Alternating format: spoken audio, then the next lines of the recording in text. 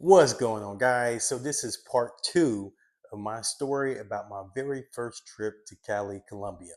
So, it was on a Wednesday. I was feeling terrible. I was having all of the symptoms of COVID, from chills to fever to being having hot spells to coughing, sense of taste gone, all of the symptoms of COVID I had.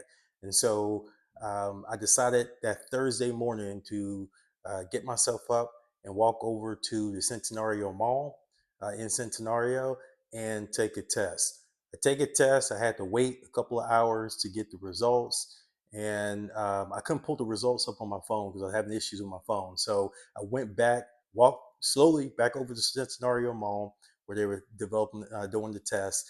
And the medical assistant told me that I did indeed test positive for COVID. Now, obviously, I'm worried and freaking out because I need to get back to the United States for a very important presentation that I had to do for work. So I'm telling her, I'm obviously translating with her via my phone because she didn't know how to speak English and I didn't know how to speak Spanish. So she is genuinely concerned for my well being. She's asking me, do I have any friends and family in the area? I said, no, it's just me. And she is genuinely concerned. I could look in her eyes and tell she was genuinely concerned about me. So she takes my number down. She says, I will call you and check up on you and make sure you're okay. So I go back to my Airbnb, relax, just sit in the bed and suffer in silence pretty much. But indeed, she does WhatsApp, texts me, and she asks me, how are you doing? Do you need anything? I'll bring you the soup, whatever you need, I'll bring it to you. And I'm thinking in my mind, like, this is pretty interesting. Like, I've never had anybody, a perfect stranger, to really show genuine concern for me in this state that I'm in. And of course, I'm thinking like the average American. I'm like, wait, is she trying to set me up? Like, what's going on here? But she was genuinely concerned about me. She would send me texts and again ask me how I'm doing. So I end up having to quarantine for a couple of days. And then after that, I felt better. She was checking in on me. She was making sure that I'm okay. And also, ultimately, I took another test a couple of days later, and then I was okay. I tested negative, so I was able to get back to the United States. But that experience really changed me because it gave me faith in humanity. It gave me a renewed faith in people, that people can genuinely be concerned about you.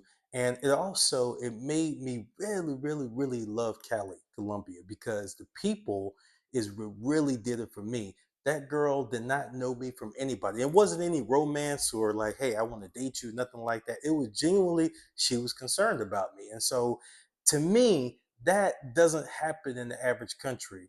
I'm not sure that that happens all the time in America and Canada or Europe, but it definitely happened to me in Cali. So for me, even though getting COVID in Cali was bad, it was probably the best thing for me because I was well taken care of, and it renewed my faith in humanity. There are some real good people out there that just really, really want to see you okay and they care about you as a person and not trying to get anything out of you. So it really, really changed my whole perspective about people in life. And at that point, I knew I wanted to be in Cali. Like, I didn't know that I was going to end up, buying an apartment and getting a visa and all of that. But I knew Cali was special. It was a magical city, and I wanted to be in Cali at that point.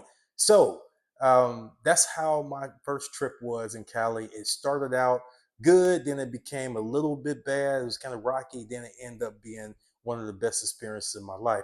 And by the way, I'm not going to say her name, but she ended up moving to Spain about 6 months after my first trip to Cali. And I still keep in contact with her. I'm not going to say her name because I know she's shy and doesn't want a lot of recognition. But I will say, I'll just call her M. M, I really appreciate what you did. Shout out to you.